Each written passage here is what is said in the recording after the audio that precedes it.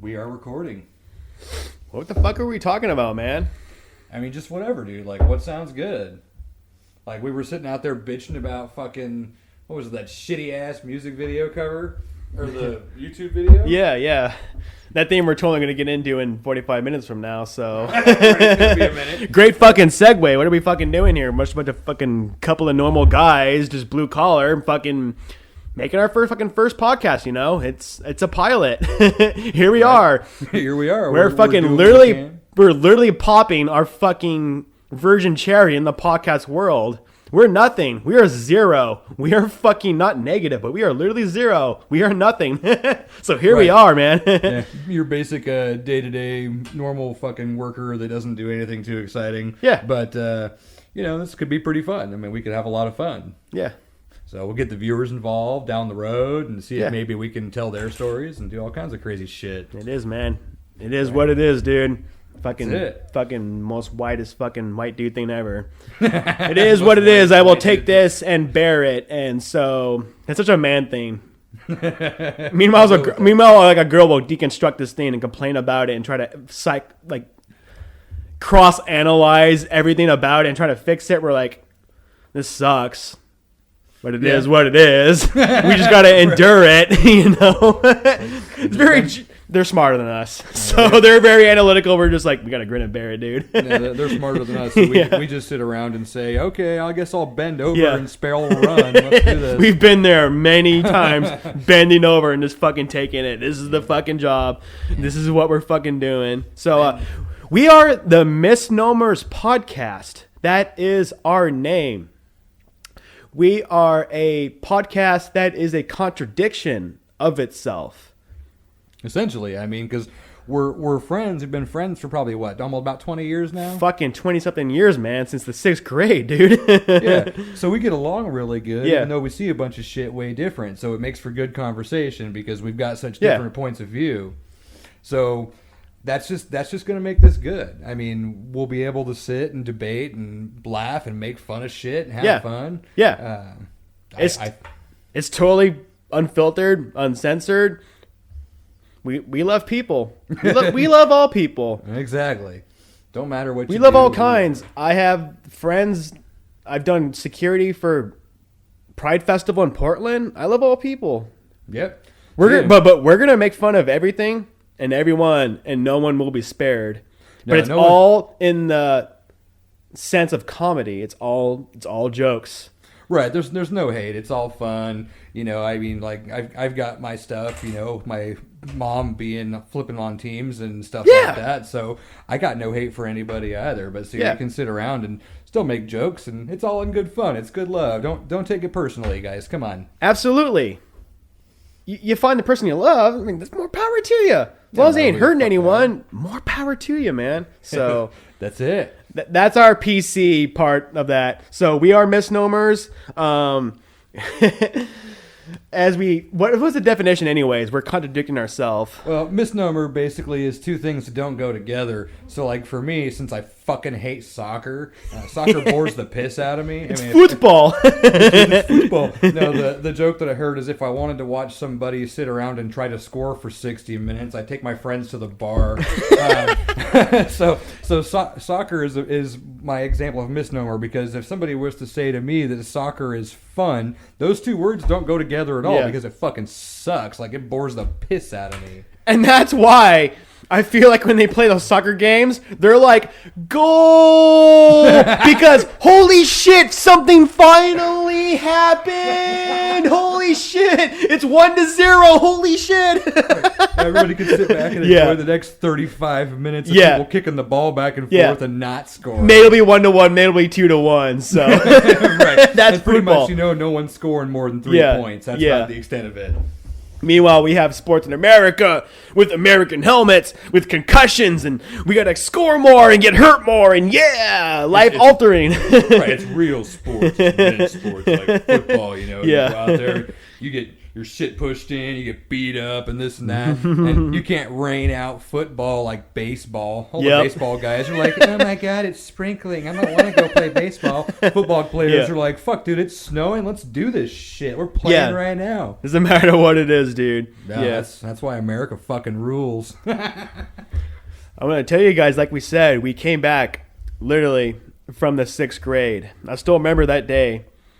I was going to Crossler Middle School, and it's scary. It's scary, dude. Being a 6th grader, there is such a crazy difference. You see the 7th graders and 8th graders are like 2 feet taller than you. It's insane. You're like, how do I navigate this? Right, am I just going to be like getting my ass kicked on the daily because all these kids are so much bigger? Yeah. Fucked up. Yeah. I remember seeing those guys that did that corn stuff, and I saw their follow the leader stuff. They were like 2 feet taller than me. They were already 8th grade. I'm like, whoa. Excuse me. Sorry, guys. It's the thing. We're drinking Bud Light Platinum. Bud Light Platinum, please sponsor us. We are the top tier redneck white boys, and we like to get lit and have fun. But yeah, like going in, like I don't really know anyone from elementary. I went to Rosedale. That's a different story. That's in a town way out of the country, way out in the country, and from there, middle school is like the worst time of everyone's life. I feel like, oh, dude, fuck middle school. Absolutely. You go from being an innocent kid in grade school, hanging out with your friends. You got like a playground and all this cool shit. And then you go to middle school and it's like, yeah, enjoy your lunch. It's the only break you get all fucking day. All you fucking get, yeah. And everyone's way bigger than you. And so I still remember that first day. There was a guy named Terry Willard, and he was overweight. So was I. And I saw him. We got together. He's like, one of us had a corn shirt. It's like, you like corn? Yeah, I do too, man. Cool. Let's fucking skip class and maybe go to track, but walk and talk about corn and Rage Against the Machine and System of a Down. Let's talk about metal bands and just walk the track outside of Crossler instead of actually fucking doing track. Like, this guy's cool. Thank God I found my first friend. Yay. I'm not alone anymore in this sea of people I don't know and 7th and 8th graders that are way bigger than all of us. There's such a giant... What 6th grade? You're like, what, 10 years old?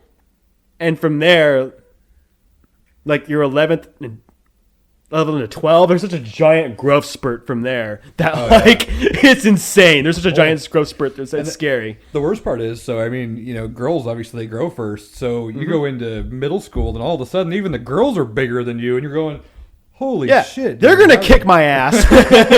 Everybody's going to kick my ass. And her boobs are like, what the fuck is going on here? They just keep ballooning. And we're like, what? Whoa, puberty hit. These are fun. I'm not in the backyard with my friends anymore playing Dragon Ball Z doing Kamehamehas on each other. Kamehameha! We're having fun. Now it's like Bob's and Vagina. No, that's the hard part, man. Puberty's a bitch. Fuck that shit. So I made friends with him, and he made friends with you from there. And then we met through him. You also like Korn. You also like Metallica. You also like metal music. Cool. And that's a thing. Well, and that's how I came to actually meet Terry back in the day. So we were same kind of thing. You know, I was walking around and I ended up talking to him because he was wearing like an AC/DC shirt or something. You remember that fucker? Yep. The only things he ever wore was like wrestling shirts or music shirts. And so, you know, you could walk up and be like, oh shit, that guy likes AC/DC. That's pretty fucking cool. I'll go talk to that dude. And so that's kind of how I ended up meeting him too. And I knew him for a long time until we all went to high school. Yeah. And about the wrestling, back then, WWE and WWF was what it was all about, you know. Oh, dude, what was it? NWA, you know, Gen X. Suck it. I'm doing the suck it. I'm doing the X right now. That's the NWO, dude. NWO. Yeah, gotcha. It's not Ice Cube. N blank with attitude. Right. You got it. That. I'm white, bro. I'm not going to call it, but there it is. You know what I'm saying. Get the gist. We did that. It was all about suck it, doing the X. It was about wrestling. I remember going back to Terry's house with his mom. He had all these wrestler things from magazines. He had the action figures. He had the action figures, but he had all these poster printouts. So his whole room was plastered with fucking sweaty, thong-wearing men. thong-wearing, Speedo, jacked freaking wrestlers. I'm like, this is kind of cool because it's wrestling at the same time. Isn't that kind of like, you're kind of into that? Or maybe you're just like supporting the strong man. That was the macho thing back then. Right. Well, and that was back before, we knew being younger the wrestling was fake. It was full of shit. Yeah. I mean, we always thought, oh my God, Stone Cold Steve Austin just kicked the shit out of that guy. Yeah. But then you get older and you go, wait a minute, that's all staged? This is like a soap opera. This is not UFC. It's way different. But back then, we didn't have that. UFC wasn't a thing. So that wrestling drama kind of thing was just like, it has to be real because we don't know anything else. Right, it's like this. It looks real. Yeah, like, that guy's bleeding. Someone just got hit in the face with a chair. Yeah, and I listened to that recent Joe Rogan podcast with the Undertaker. You can't undercut those guys' physical prowess and the things they did. Oh, absolutely not. Who was the mask guy? Wasn't it Sting? Sting was one of them. Who was the guy that like stage dived right into like the speakers? His name was like wasn't he one of those luchador type wrestlers? No. He started with an M. But him, like many others, yes. It's not obviously not Macho Man. Shit. Speaking of wrestlers, have you seen that old Ric Flair's made his way back into the mainstream on TV now? Really? He's still around? He's not on wrestling anymore, but now he's on commercials and he's still doing the woo all over the woo! I should give him my mic as I go, woo! Yeah, he's got the whole, he's got like Car Shield commercials. And shit. It's pretty funny because it's like, holy shit, it's the Nature Boy. He's old as fuck. And he's still there. Hulk Hogan's still there. He may have cheated on his wife and his son crashed his sick-ass Supra, but hey, they're still fucking around, dude. Right, you still know who Hulk Hogan is. Those are legends, and those guys did crazy stuff, and they got hurt. Stone Cold Steve Austin, he had to quit wrestling. Right, he had a really bad concussion. He got messed up bad. Those guys, as the Undertaker in that podcast said it, those guys did crazy shit and got messed up, and he had to quit because he got a really bad concussion. They were entertainers and stunt performers. They did crazy shit, so I'm not knocking them. That's a crazy event. Yeah, they're still incredibly physical athletes and everything. It was just so unfortunate to figure out that this little short muscly dude beat the shit out of this big ass muscly dude, and you're like, oh crap, it was staged. Come on, man. Now I don't like it anymore. Yeah, that part is scripted, but as entertainers, I call them entertainers. That's the word Undertaker used. Entertainers, and I feel like that's very important. They entertained us. They did crazy stunts. They got messed up. They messed their bodies up. Oh yeah, yeah, and it's still people could still be into it. Yeah. I mean, I know that SmackDown and Raw and stuff's still a thing. It's not really my thing, but not anymore anyway. But it's still a thing now. People still watch it. Sure. Not knocking it. I've graduated to UFC. I'm a white belt in Brazilian Jiu-Jitsu. Wow, that means fucking literally nothing. But COVID happened, and I had to take a pause on those classes. So I'm going to go back soon. Hopefully get good at, not letting 16-year-old schoolgirls roll me around the mat and pin me, because that's the magic of jiu-jitsu. They use my own body weight against me and manipulate it and knock me on my back. Like, wow, a 16-year-old girl just took me out. I weigh like 100 pounds more than she does. And she took me out. I'm like, wow, you're a badass. That is super cool. It's all about technique. It is, man. Yeah, no doubt about it. Yeah. Going back to us being kids, though, like, Limp Bizkit was blowing up. TRL was a big thing. Rage Against the Machine on TRL was huge. We were listening to Korn, all of them. That was our Outcast thing. And I still remember when those 8th graders did that Korn concert at Crossler Middle School. That was for the talent show, wasn't it? That was for the talent show. And then somebody else played Creed, I think, next. Creed, you are not wrong. But you'd be like, Creed's cool and all, but holy shit, Korn. Korn's They did the original. Right. Which was... I'm trying to remember the name of the song. I can't think of the name of the song right now. Boom, ba-dun-dun-dun. No, I don't know the name of the song. You Are you ready? Oh, I know it now. So that's Blind, isn't it? That's it, my dude. Right, yes. right. I was starstruck. I was like, whoa. Dude, those kids kicked ass. They did. They nailed it. They did a great job. Like, this is the best day of my life. Second to seeing Korn, which I have seen live twice, and they kick ass. But wow, this is cool. I want to do that at one day and maybe start a band with my friends, which could maybe happen. Right, maybe 12, 13 years later. But it might happen. Yeah. And so we watched that. That was great. You and I and Terry were hanging out. We had other friends through that group. We were distinctly the outcast crew, which means that, honestly, we would wear like Korn shirts and like Rage Against the Machine shirts, but we didn't conform to any standard. I mean, the goths were more conforming than we were. Well, yeah, because they conform to the idea of being a goth. If you're going to be a goth, you got to wear guy liner and this shit. Yep. We're like, dude, put on my rock and roll t-shirt, slap on some fucking jeans, and let's hit the school. Let's go. Exactly. We didn't conform to anyone. No. And at the same time, we were such an outsider that we were able to like kind of mingle with every group. The nerds, the jocks, the goths. We kind of like found a person or two there. Like, hey, what's going on, man? We got along. You know, I had a lot of friendships like that forged from that, you know. Well, yeah, you get those acquaintanceships where, you know, you're not part of that clique, but you might make friends with somebody in it. Yeah. And so then at least you're kind of not as outcasted anymore because you're sort of made friends with that clique, so they're not going to fuck with you. And yeah, that happened a shit ton. I mean, when you kind of run the whole idea of being sort of, you know, mid-level outcast kind of situation where no one's really fucking with you, but you can just sort of avoid being a part of a group, but you can still mingle with all the groups. So it was pretty cool.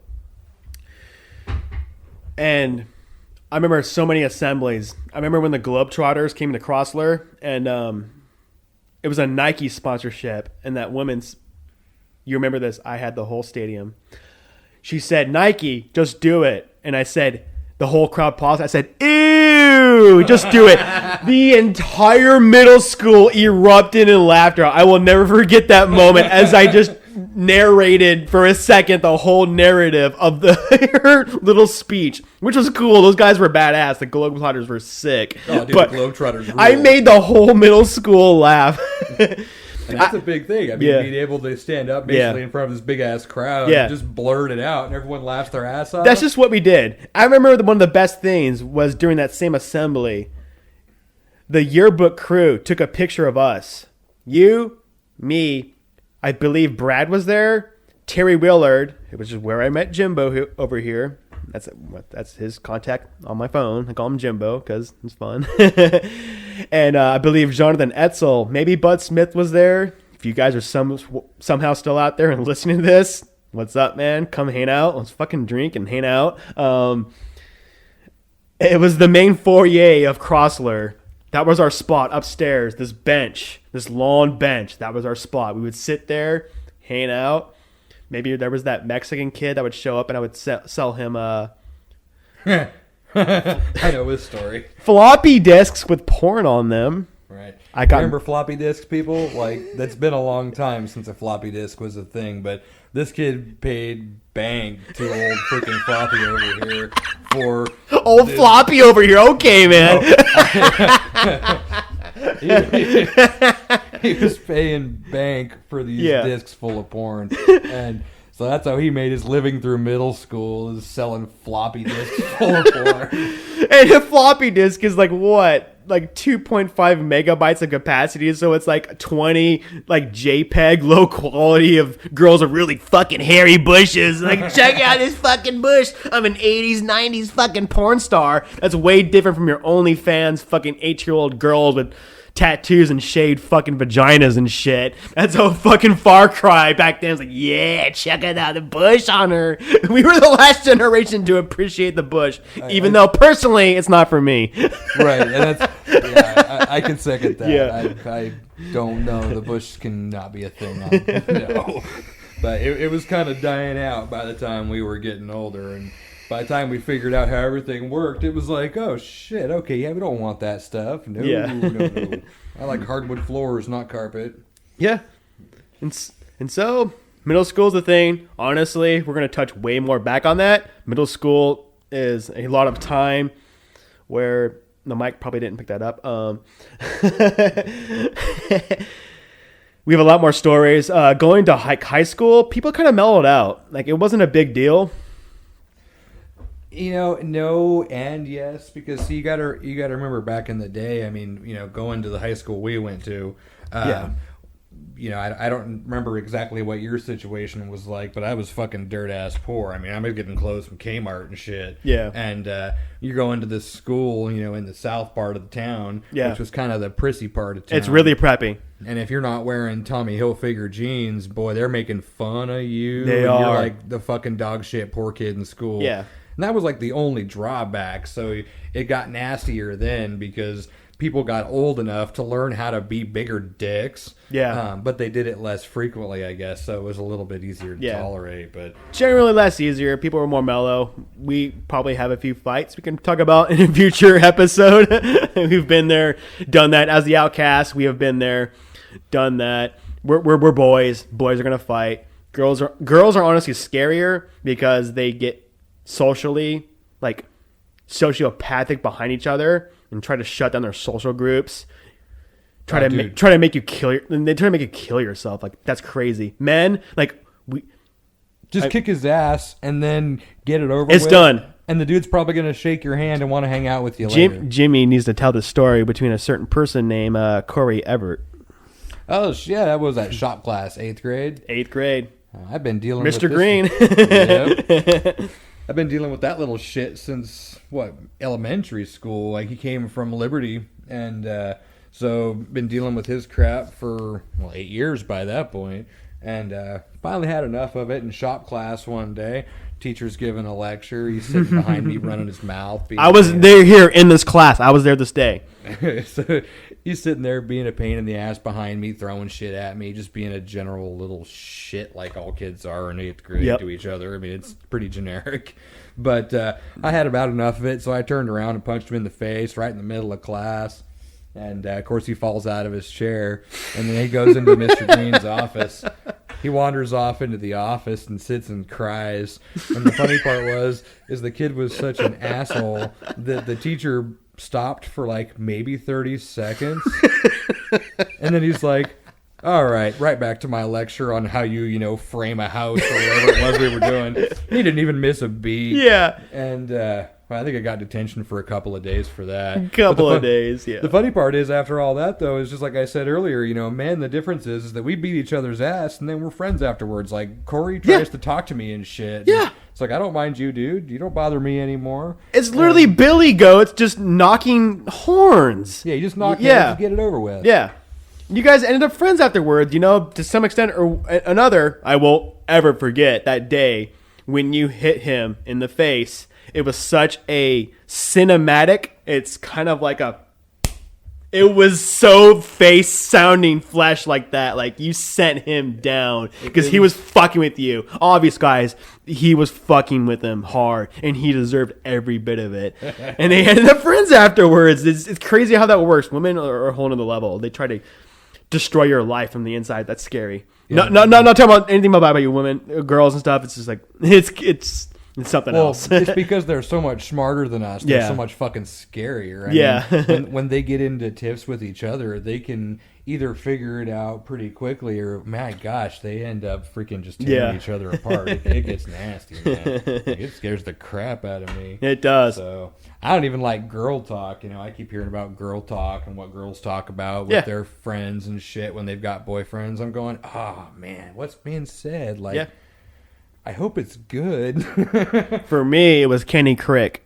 I was an 8th grader. He was a 7th grader. And if you guys didn't know, if you let an underclassman mess with you, well, suddenly everyone is fucking with you.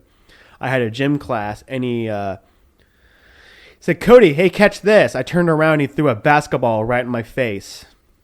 So I was kind of taken up by what the fuck, dude? And so I kind of stewed my own shit as he walked back to the locker room. I went back there and shoved him right in the locker. Only got 3 days in school suspension for that because literally every teacher and every student knew that he was a shitbird and had it coming to him. all throughout my high school life, people would actually come up to me like, "You're the guy who fucking kicked Kenny's ass, right?" Yeah. Right. Good job. He had it coming to him. He's a fucking asshole. He would grab girls' asses and fucking mess with guys and stuff and just be a prick. He was just a general asshole. I mean, he got his attention that way. Every time after that, he would even make eye contact with me. I gashed his eye into the locker so bad. It made him look like 101 Dalmatians. You know, the one with the little ring around his eye? I'm not particularly proud about that, but seriously, after doing that to me, he had it coming to him. So well, that's the thing is back in the day doing all that shit, you always fight. I mean, middle school, high school, boys be fighting. That's just the way it works. And, my last day in high school, because see, I'm not cool enough to graduate. I've only got my good enough diploma.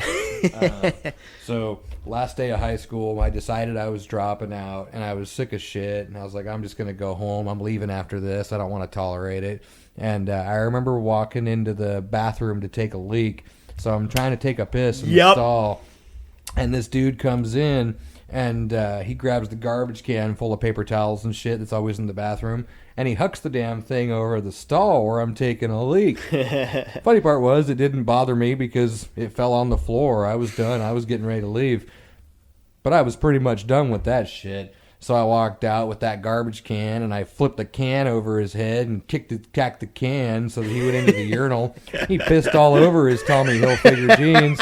And the fun part about that is then that kid got to put up with the shit that he made for the next couple of years in school, and it might have been a little bit humbling.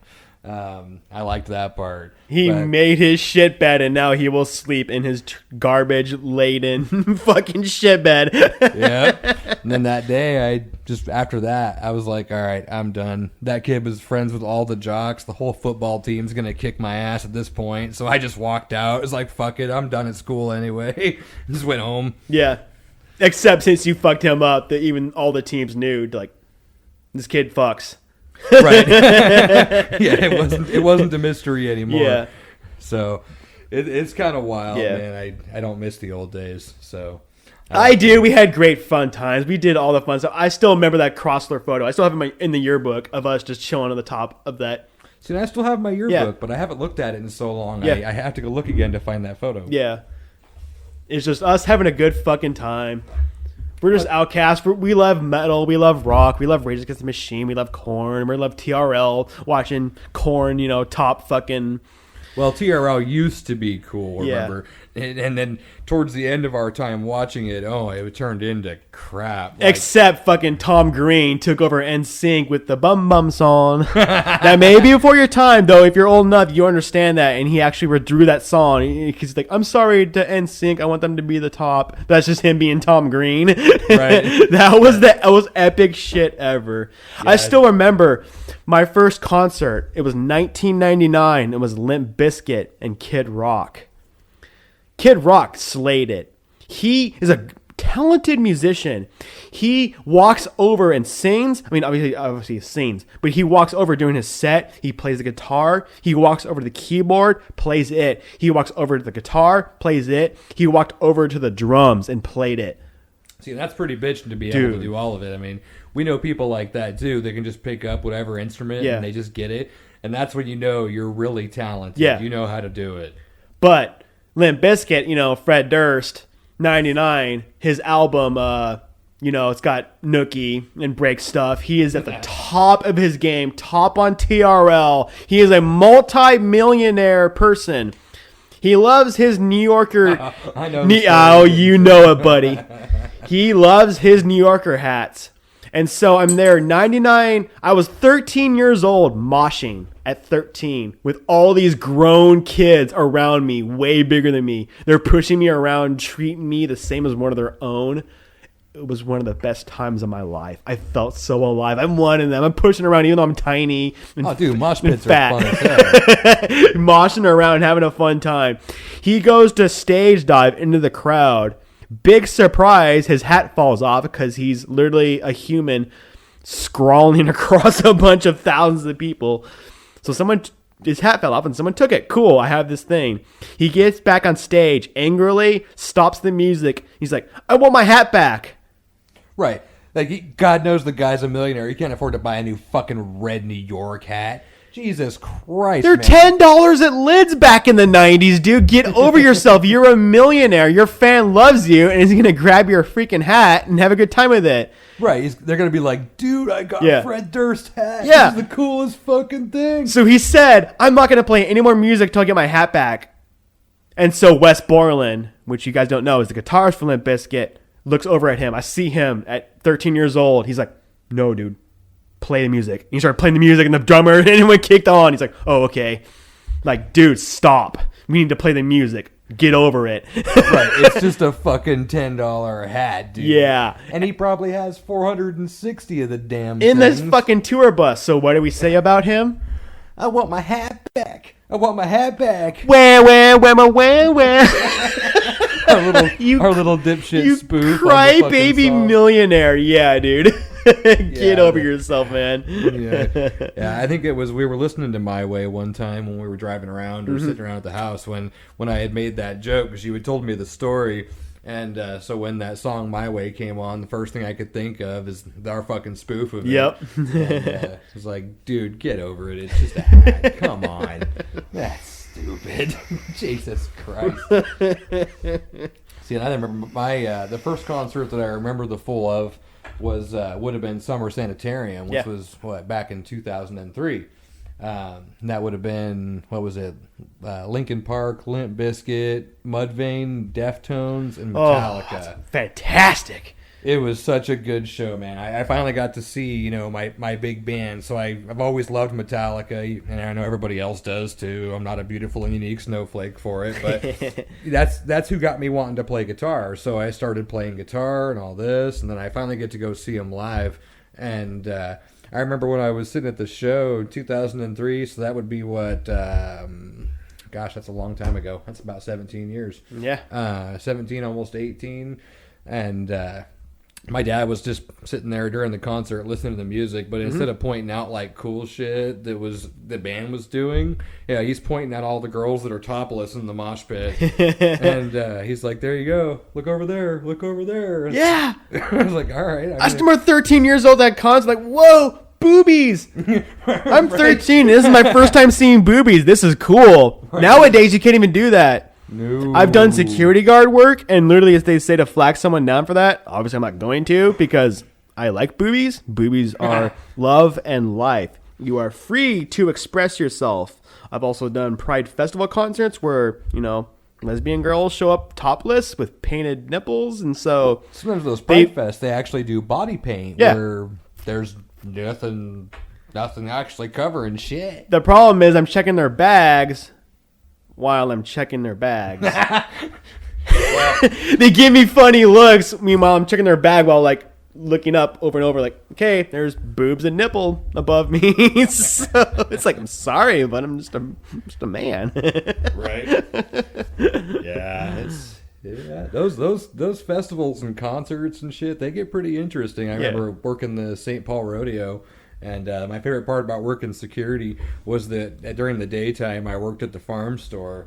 And so I'd be sitting at the farm store working in the warehouse, and I'd watch all these people come in and buying Spurs and Stetson hats. And, they're getting ready to go to watch the St. Paul Rodeo because for some reason, even the attendees in the audience need Spurs. And I used to laugh my ass off when I got there. I think I worked there for 3 days or something over the 4th of July weekend. And I'd see all the same people that came into my work buying Spurs, just sitting in the audience, fucking drunk off their ass. There's all these fights, it's all stupid shit. It always made me laugh. I got clobbered by a door coming out of the bar. I'm standing peacefully, just sitting underneath the grandstands. And all of a sudden, this door goes blowing open, and these dudes are like tackling each other, fighting out the bar. Yep. A couple security guards come plowing out behind him, and the one guy's like, "You were looking at my girlfriend, you motherfucker." The other guy's like, "Fuck you, dude! I wasn't doing that." And it was just this big old shit show. What a joke! But just entitled like countryside white boys and cowboys and cowgirls just creating this metro drama, this meta drama of just like And that was kind of the fun part about it is, so, I mean, the people that were out there, they probably don't know the first thing about riding a horse or dealing with a cow. They just put on the boots, the flannel, and the hat. Posers. Like, and then they hit the St. Paul Rodeo, and then they get this whole mentality of, oh, I'm badass, and then they turn into this big old fight spilling out of the bar. Stop staring at my Z. Someone's staring at my Z. Someone's staring at me? Yeah, the guy walking down the street. You just did like a triple take. He's gone now. Thank you. It's like a car, but thank you, man. It's a fun car. Yeah. Yeah, he just complimented the shit out of your car doing a triple take on it. Holy crap. He was like, oh, yeah. I'll keep walking. That's a good 7 seconds. That's impressive. Yeah. No one's triple taking the Jeep. Yeah. Too slow. Well, you like low and slow. You like high and slow? What's that all about? Well, high and slow is good to go, man. I mean, you can go anywhere you want. Do you need to go there? No. But why the fuck not? Just go there because you're gonna go there. Yeah. I mean, someday I'll get into the point where I get something a little low and fast and get back into that whole performance world. Because I can tell you the little minivan motor in a Jeep, between 2007 and 12 is ass. It's like a minivan, but it just looks cooler and it's, I don't know, goes more places. Please don't compare it to a minivan. Well, it has the same We're motor. both fucking... We don't have any crotch goblins yet, guys. Well, so we're single for now. Ladies, just so you know, no crotch goblins. We're going to wait for the right moment to have that. So, just saying. Well, you can speak for yourself on that one. So, no crotch goblins yet. Not necessarily single either. So yeah, I get you. Kind of got my heart in one place right now, and that's where it's gonna stay. You like it? Don't be jealous. Don't be jealous. Only a little bit. Only have my toys because I'm a man child. Guess what? We're all children in a grown adult's body, so deal with it. I don't give a fuck. Well, that's half the fun. You're only as old as you feel. Like we can still be, adults, but we can still be a little bit childish and dumb. I mean, yep. Otherwise, why would we have all these different cool toys? Yeah. Why the fuck not? I know the best of husbands, the best of fathers that take care of their family. At the same time, they get fucking low on the racetrack on a race bike. They can still be a good husband and a good father and fucking do dirt nasty shit. But you know what I'm really glad about? So you go out and buy yourself this new car now. You hook yourself up with this 370Z, so you can Spoiler alert. Fast and have fun. Yeah, and that car's fucking sick as shit. Thanks, man. I am so glad you did not buy that big ass Miata motherfucking S2000. We go in here, buddy. We really go in here again. No, it's happening, dude. The Subaru BRZ is like the rear-wheel drive equivalent of a Miata, whereas the Miata is a front-wheel drive version. Honestly, now that I'm rear-wheel drive happy now, I would lean towards the BRZ. It's the entry-level platform, but front-wheel drive is very forgiving, so I love the Miata as a stable platform to get into racing. S2000 has a K20 in it, dude. Come on. Well, I'm not saying the S2000 is slow. I'm just saying all it is a long Miata. And I don't like the way the Miata looks, so I think they could have done more with the S2000. And I think that... I think fuck the Miata because it's slower than fucking shit. No, don't mod it. When people mod a Miata, they swap the engine. End of story. So not gonna lie. It's not really a Miata anymore. Then it's something new. But at that point, just buy a faster sports car. Well, the thing is, but stock, learn to race on it, and then just buy a faster car. Why don't you just buy a badass car and then grow into it rather than buying a sissy ass car? You're gonna fucking total it, dude. Ah, fuck that. I was fucking 17 when I put that big ass motor in my truck. I drove the shit out of that thing. I didn't die. I'm still right here. 5,000 pounds. The Miata is like 24 400. The S2000 is what, like 2,700 pounds, and you can get that thing off the engine block 400 horsepower easy with that K20. Oh, see, and again, I'm not saying the S2000 is slow. Yeah. But it just looks like a big-ass Miata. There was, like, no imagination there. They just went, let's just stretch the fucker out a little bit and make it rear-wheel drive, put a little better motor in it. And meanwhile, Mazda's sitting there going, dude, isn't that our... Oh, that's not our car. That's 2005. But the Miata sucks balls because it was the first car you got in Gran Turismo. Remember that back in the day playing PlayStation games? Many people do. Many people do, dude. Yeah, but it's like Babby's first car. It's just not enough. You could go bigger. Even if you can drive a car, you could drive a faster, better car and let what's left of your gray hairs blow in the wind of the Roadster. It's a stepping ladder. The Miata is the Ninja 300. We're talking about motorcycles now. The Ninja 300 is the entry-level bike into motorcycling. I feel the Miata or the S2000 is that same thing, except the S2000 is rear-wheel drive. So that's cool. Right, and like I said, I'm not discrediting it. I'm not saying it's a slow-ass car. Yeah. My car is a slow-ass car. So yeah, that's where true slow is. Even a Miata would beat me, which I guess means I probably shouldn't talk so much shit, but I'm still gonna. Fair enough, man. I would race one to emerge if it pulled up next to me, and if I won, it would only solidify my point. If I lost, I wouldn't feel bad because kind of expected it. Yeah. At this point, now that I've been enlightened to the power of the magic of rear-wheel drive, I would rather say, obviously the S2000 isn't made anymore. I would get like a Subaru BRZ, tow it at 80, 86. It's a good platform, and then you just put a turbo on that, and it's fun. It's rear-wheel drive. It's cheap. That's affordable. Right. Yeah. Well, and the BRZ is cool as shit. I would drive one of those. I'm not even a Subaru person, but I'd be all about the BRZ. Yeah. It's pretty sweet. I like it. Yeah. And soon it's going to be 270 horsepower. You're going to up that, so that's going to be interesting. Well, 270 and the car weighs nothing. Yeah. That's a great fucking package. Exactly. Yeah. I mean... Yeah, it's kind of works on the whole premise of the Lotus, where it doesn't have necessarily an atrocious amount of horsepower, but it has enough, and then the car itself weighs next to fucking nothing. Yeah.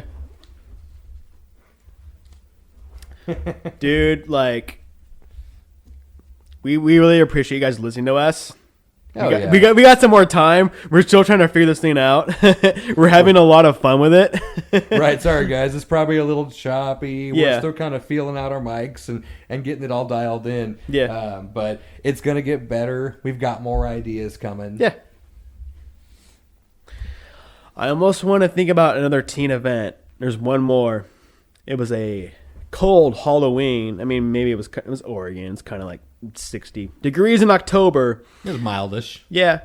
We may have organized ourselves a paramilitary organization where we may have obtained from a swap meet, usually imported from Mexico, very realistic MP5 looking submachine guns, where we would take to Walmart and tape laser lights on them.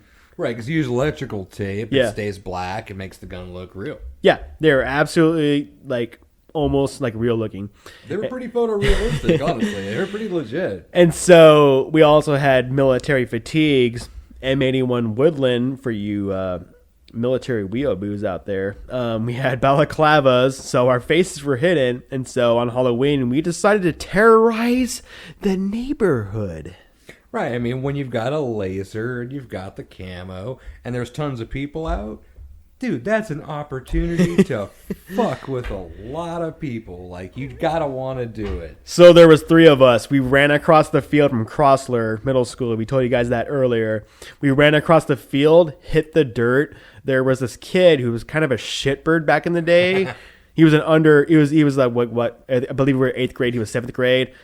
He was slightly underclassmen. And so we saw him playing basketball at the Crossler ball court. And so we crawled right up to him, popped up, turned our laser lights on him and his kid. Like, there's some younger kids there, and we're like, get the fuck down, get the fuck down. And he's like, holy shit, him and his friends got the fuck down, full legs spread.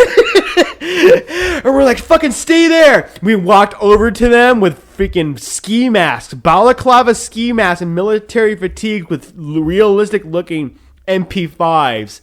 And then we hold them down. I believe we almost frisked them for contraband for shits and giggles. Oh, we were joking about it, but we didn't actually end up doing it. We just kept them on the ground and thought it was hilarious, and then we got up to them because we went to school with half of them. Yeah. So it was going to be funny as shit when we got up there and took our balaclavas off. Like, dude. Oh, we didn't. They didn't know who we were. And so we kept them on the ground, and we slowly got up and backed away. We're like, stay there. Don't move. And we left, and they stayed there for like 3 more minutes because they thought we were going to shoot them or something. Then they all got up and ran home. They did. We were fucking terrible people, dude. Dude, we were outcasts, you know. I feel like, as a good friend, I've known you from the 6th grade, dude. I appreciate our friendship. I feel like... Yeah, get that beer, my dude. There's one more. I know it's in there. Yep. Cheers. You hear that, boys? Boys and girls? We're taking a cheer to a long-term friendship that's going to be here until I'm fucking dead. We're going to keep pumping out these podcasts best we can. They're going to get better in time. Yeah. Give us a little time. We're working on it, but trying to kind of give everybody a feel for our sense of humor, how we work, kind of a backstory on who we are and why we are the way we are. Yeah. And it's just going to get better from here. So stick around. Yeah. Enjoy the show. We're just going to learn from here. We're just going to take it as we are. To finish that story out, we continued terrorizing. We saw a blonde girl kind of mess with her. Like, hey, what's up? We kind of just talked to her. We didn't mess with her. But then we started running around this cul-de-sac around the suburbs there near Davis Hill. Oh, we were taking all kinds of people. They were fucking mortified. They were scared of us. Eventually... the cops got called on us. So it's Halloween, so the whole idea is people can wear costumes and scare the crap out of people. Mm-hmm. What was wrong with what we were doing? It might have been a little too far, maybe. Yeah. Maybe some people thought it was a little much. Yep. So, the city's finest roll up. And I don't actually remember a whole lot about the details, so I'll leave that one to you. But I remember when they got there... we saw the lights, we saw the cars, and I think the first instinct was to run like a motherfucker. Oh, we did. Luckily, when the cops showed up, we were already at the entrance to Crossler, right in the middle of the track. And so the cop lights lit up. The search lights started being aimed towards us from cop cars. You, me, and Jeremy sprinted across the entire acre of field. It was like 3 acres to the other side. Excuse me, guys. And meanwhile, we had flashlights on as we sprinted back to Jimmy's parents' house. We ran back there. And got home scot-free. But we sat there in the house, and the best part about it was, so we're sitting in the house looking out the window going, oh, fuck, man.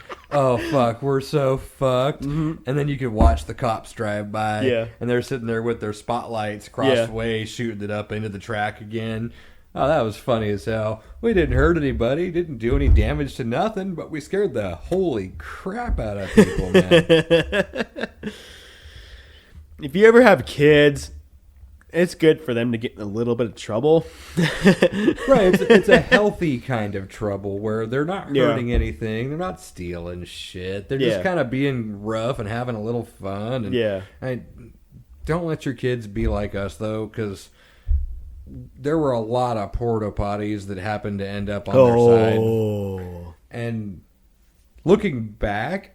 it's still funny as hell. It still is. You got this one. But the problem is I still feel like an asshole because I can imagine the construction worker showing up for work and he's got his big old thermos and it's been about 45 minutes since he's started drinking that cup of coffee. Yeah. And he's just got some business to do. He does. So he walks out of the house with his big old thermos to go find the porta potty and discover that it slid about an acre of downhill. When we hit the top of that hill, it slid down the entire mountain, the entire hill.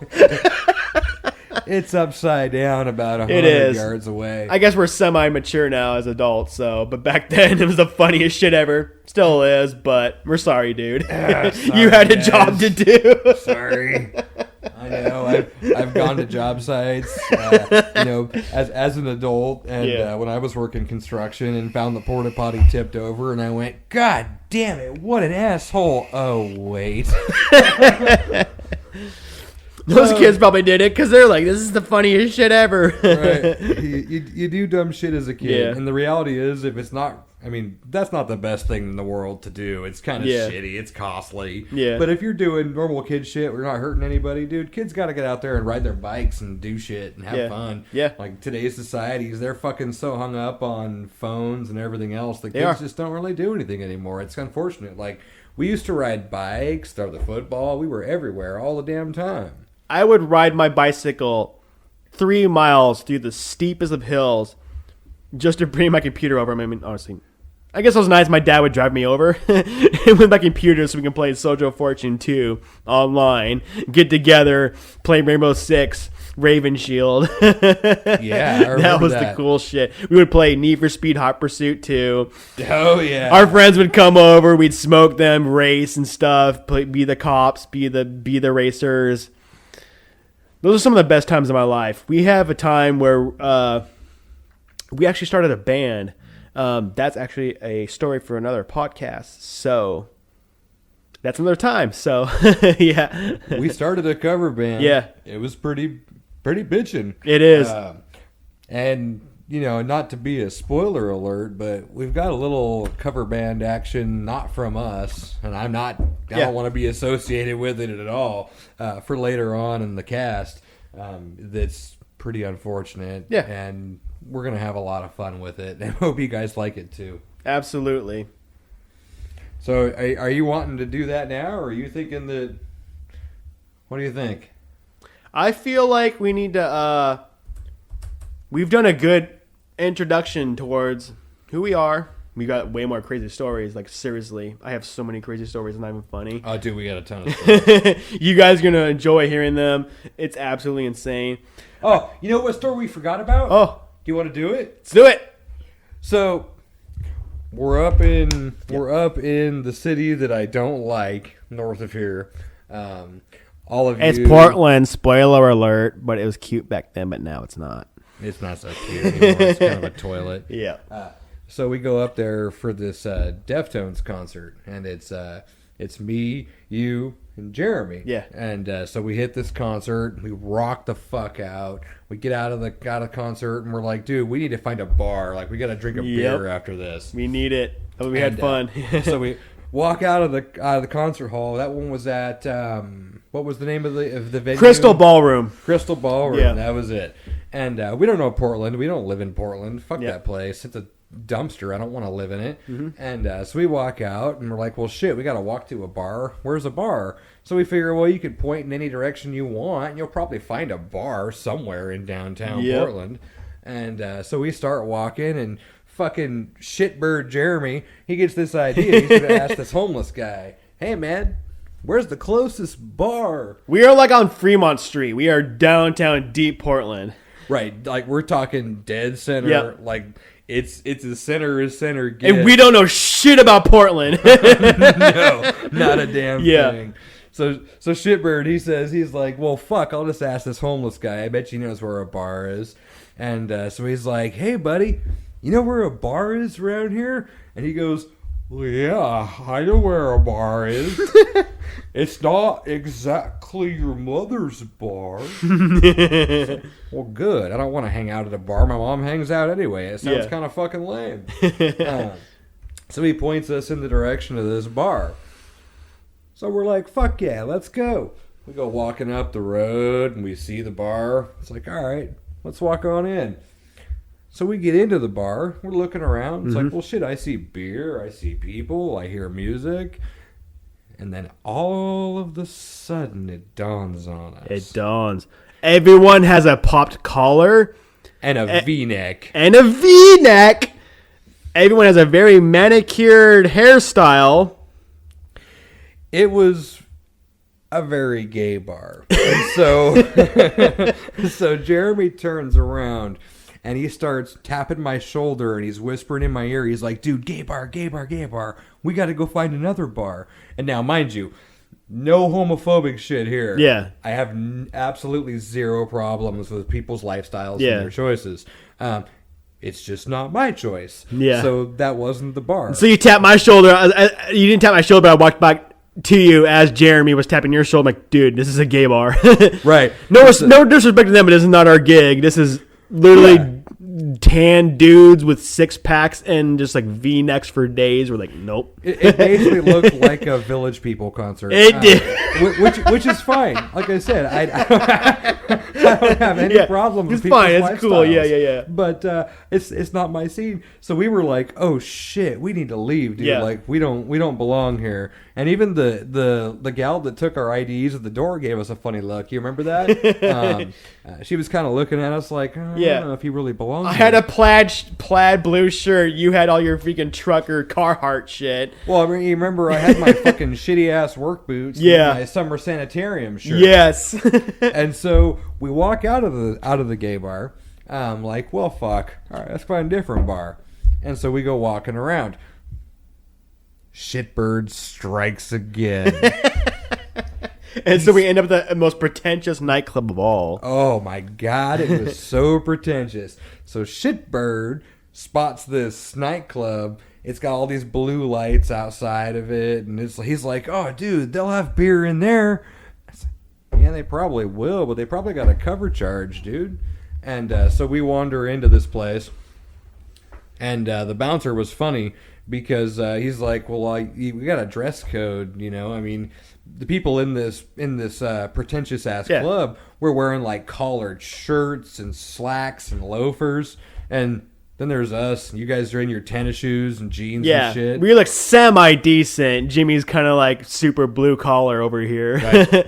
Had my shitty Georgia boots and my blue jeans. And yeah. Of course, we all reeked like beer. We got spilled all over. Yeah, we did. We were already spilling beer. Those dancers, like every person there was so pretentious. They literally took dancing classes, like doing like advanced level shit. Like, cool, you can grind your ass and do all those crazy moves, like whatever. Yeah, it was no bull there. Yeah. They were very, very well legit on what they wanted to do. Yeah, and that's fine. It's just, again, it's not my scene. It's fine. It's not for them. But like, wow, Portland, wow. Right. You kind of chewed us up and spit us out. The concert was fun, but other than that, like, wow. I remember the bouncer, or I guess he was technically security. Yeah. Whatever you want to call him. He was laughing because he only let me in on the joke that I was such an outcast that it'd actually be a little funny. Yeah. So he looks at me and he goes, yeah, dude, I wouldn't normally let you in. And I was like, I just came from a Deftones concert. Like, why would I be wearing a collared shirt to that? And he's like, you know what, dude? You can go on in. Yeah. And so I walk in and look around and go, oh, fuck, dude. My mossy oak hat and my fucking shitty ass boots aren't going to fit in. Way out of element with these pro fucking video TRL dancers. Like, get over yourself, dude. So, then for me, it was like, well, I mean, I guess at least I can just get really hammered and I won't give a fuck. And, but you had to walk all the way across the dance floor straight through it to get to the bathroom. And so you have to go all the way through all these pretentious people just to go take a leak. Yeah. And I remember walking through all those pretentious people going, oh my God, I'm getting judged. This shit's like high school all over again, dude. Like, it is. Holy shit. Yeah. But then we left there, and you know, the short version is we actually found a good bar afterwards. Even though we were standing in front of a dartboard and didn't know it, and some dude's like, hey, can you guys move? I'm playing darts. Yeah. And it's like, oh shit, okay, yeah, we'll move. That was the next bar up the street. They were honestly really cool. We liked that bar. Like, thankfully, we just got a regular bar. We were people who don't try to stab our eyes out by throwing darts, you know. I may have tried that night to sneak behind Jeremy while he was peeing in the urinal and tried to dry hump him, and he spilled his urine all over the floor. They tried to dry hump. Shit, that's true. I forgot about that. You fucking twisted bastard. He missed the urinal because I got behind him, started dry humping him, and he missed it and pissed all over the fucking floor. Are you sure you shouldn't have stayed at the first bar? Well, shit. Oh, man. Them boys got their own thing. I'm only about friendly friendly, platonic dry humping. So. I don't know, man. Don't be friendly, platonically dry humping me, or you'll end up like Colin Everett. That's the way I see it. Whoa, man. We're friends now, dude. It's no homo. It's fine. Oh no, but that's fine too. Whatever, dude. Anyways, I feel like we're almost upon an hour now. Really appreciate you guys listening to us as I slur, as I drink beer. Bud Light Platinum, please fucking sponsor us. We like your us. We're an ASMR podcast now. Fuck all shitbirds. Yeah, thank you guys for listening to us, by the way.